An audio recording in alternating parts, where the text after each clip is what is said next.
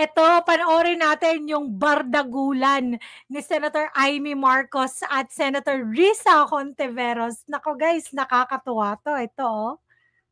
Huwag na tayo mag-production number. Alam natin ang motibo at tunay na pakay ng mga lulong sa ambisyon at kapangyarihan. I too object to the motion of Senator Judge De La Rosa. Hindi po nahahanap itong motion to dismiss. Magpakatotoo tayo. I cannot accept this kind of wording.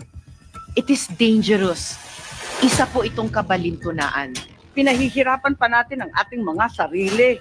Alam naman nating lahat, hindi accountability ito.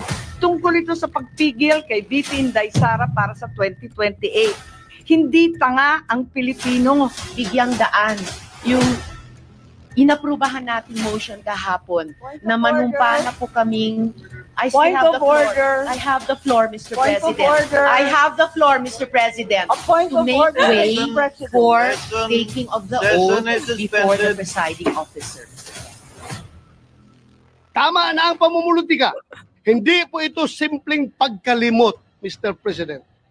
Ito po ay tahasang pagsantabi ng kanilang internal rules at constitutional provision. Yes. Sinadya po nila na baliwalain ang konstitusyon. Tama naman po ang accountability.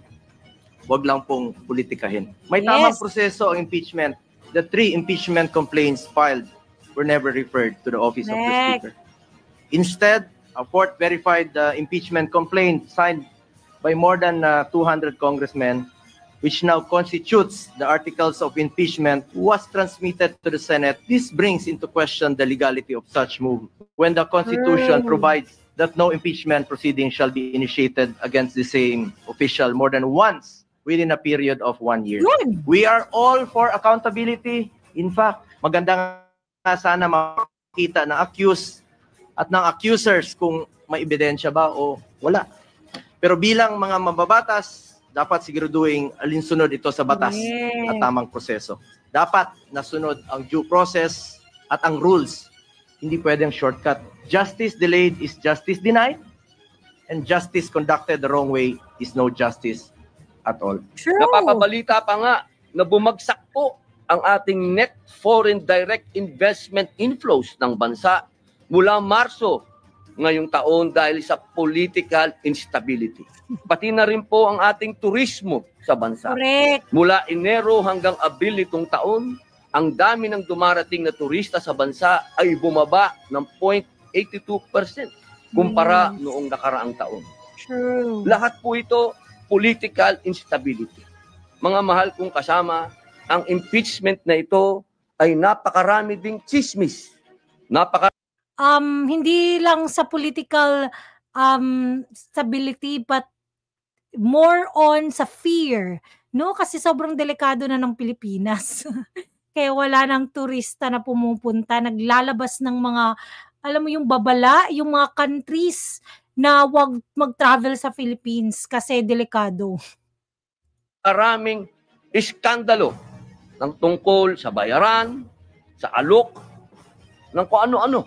Dahil po dito, muli po, inihikayat ko ang aking mga kapwa lingkod bayan na bigyang prioridad ang pagkakaisa, katatagan ng ating institusyon, at kapakanan ng sambayan ng Pilipino. Maraming salamat po. Will you now consider running for president?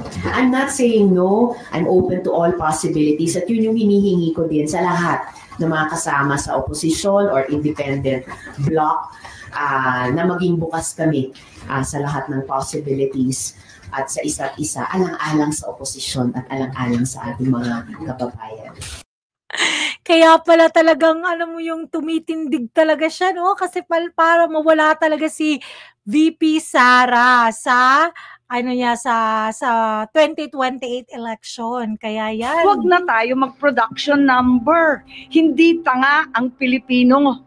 Alam natin ang motibo at tunay na pakay ng mga lulong sa ambisyon at kapangyarihan. Grabe yung, alam mo yung sagot, di ba? Di ba? Ito yon. Ito yon yung sabi ni Risa Hontiveros, no? now consider running for president? I'm not saying no. I'm open to all possibilities. At yun yung hinihingi ko din sa lahat ng mga kasama sa opposition or independent bloc na maging bukas kami sa lahat ng possibilities at sa isa't isa, alang-alang sa oposisyon at alang-alang sa ating mga kababayan. Huwag na tayo mag-production number. Hindi tanga ang Pilipino. Alam natin ang motibo at tunay na pakay ng mga lulong sa ambisyon at kapangyarihan. Sino kayang tinutukoy ni ni Amy Marcos? Guys, kung meron kayong alam, i-comment nyo kung sino yung tinutukoy ni Amy Marcos. Sige guys, nasa inyo na. Excited ako malaman yung mga answers nyo kasi hindi ko talaga alam. At don't forget to like and subscribe to my channel. Have a great day. Bye! God bless!